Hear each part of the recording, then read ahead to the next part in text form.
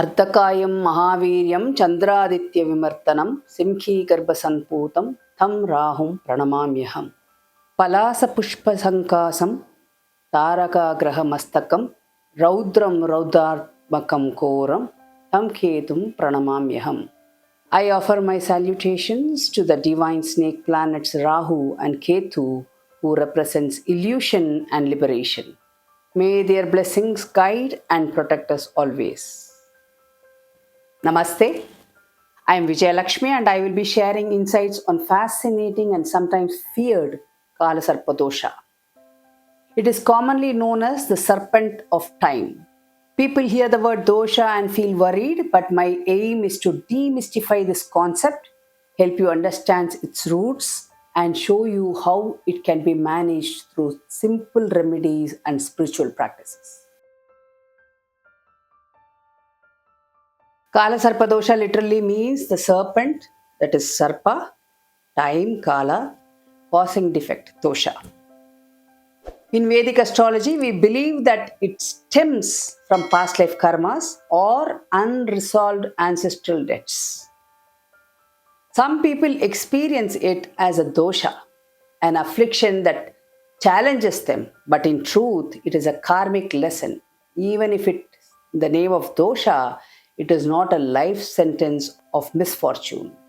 Rather, it calls our attention to certain areas of life where karma needs to be resolved. Person who overpowered weak people or creatures. One who would have cheated or enjoyed others' property, deceiving them. Those who have abducted another person's spouse or spoiled their marriage relationship by spreading rumors. People, those who do not help others in spite of their having resources. These are the above actions done in the past life can reflect this alignment in this birth chart in this current life. The person we are today is a direct result of our experiences, lessons, sufferings, and actions in our previous lives. The law of karma, which states that we reap what we sow, also applies to our future incarnations. Let us sow love, happiness, compassion, and kindness towards other people, including animals and the Mother Earth.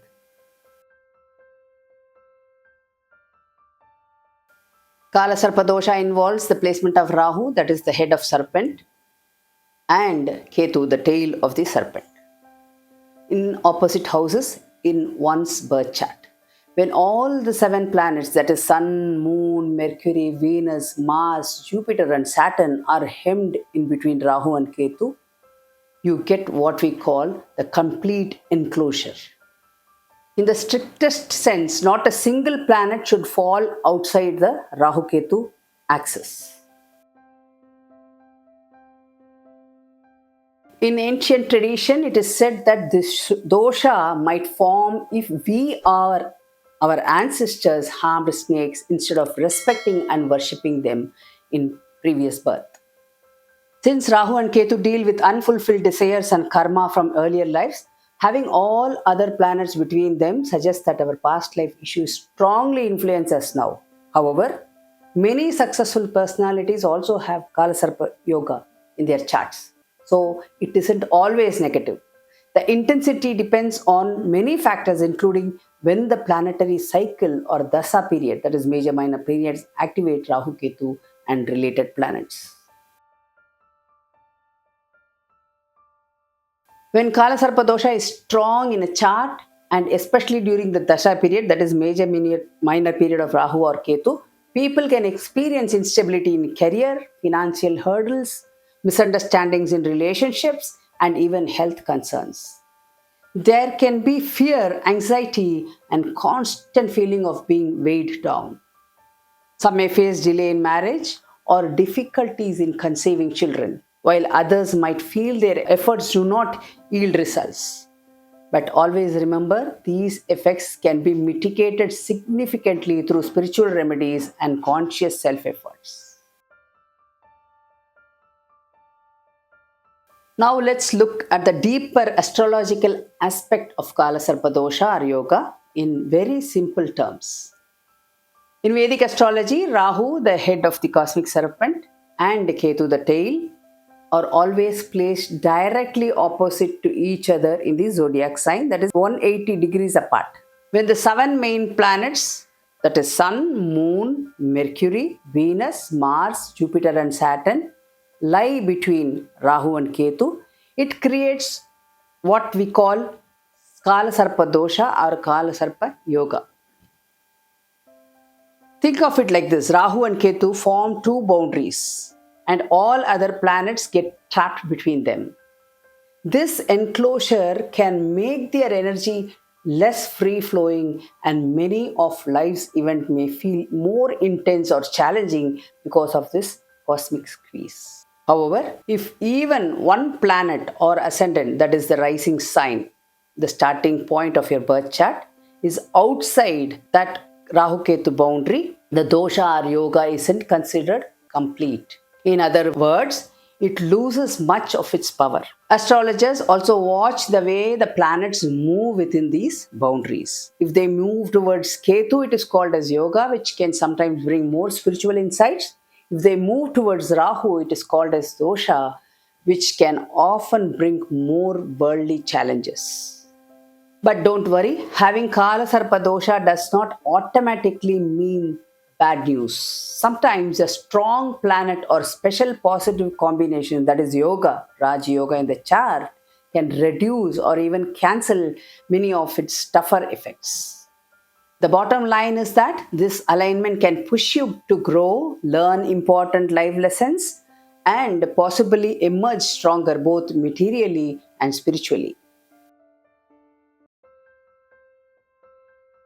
One key point is that Kalasarpa dosha may be passed down genetically, and it often marks a turning point around the age of 33.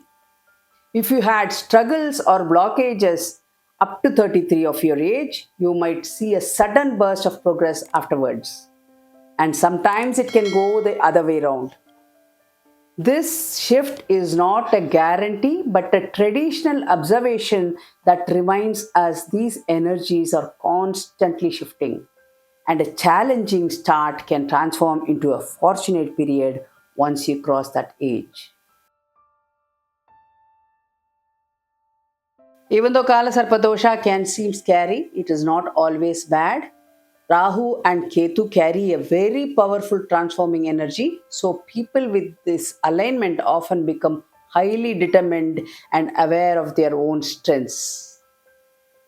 If their chart also has other helpful planetary combinations like Raja Yogas in their chart, they can rise to great success in their work.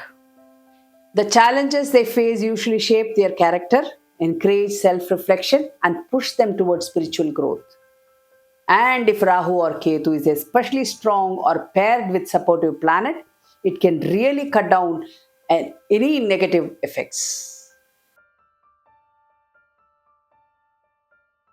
Just like any other astrological affliction, there are ways to lessen the impact of Kalasarpa dosha. Traditional remedies, including fasting, chanting mantras dedicated to Shiva, or performing special pujas like Rudrabhishekam, can mitigate this impact of Kalasarpa dosha. Worshipping snake gods, especially on the days like Naga Panchami days, Tuesdays or Sundays, is beneficial. Even waxing Panchami Tithi every month is good for pacifying snake gods.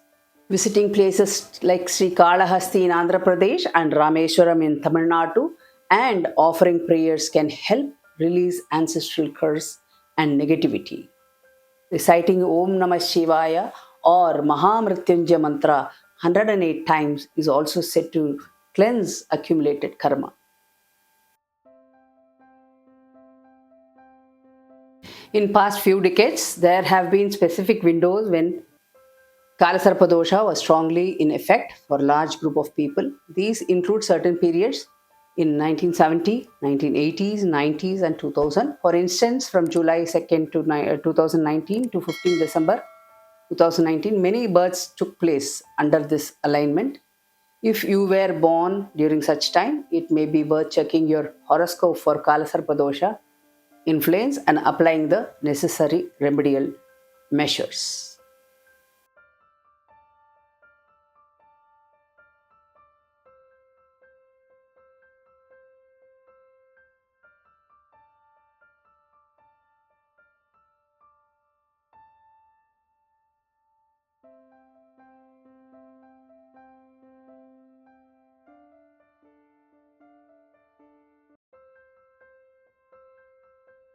I hope this discussion has brought clarity and calmness about kalasarpa dosha. Like any astrological alignment, it's a call to become more aware of our life patterns and transform them with faith and sincere efforts. Remember, the serpent power of Rahu and Ketu can be a fierce teacher, but once honored and appeased, it can pave the way for immense spiritual and material growth.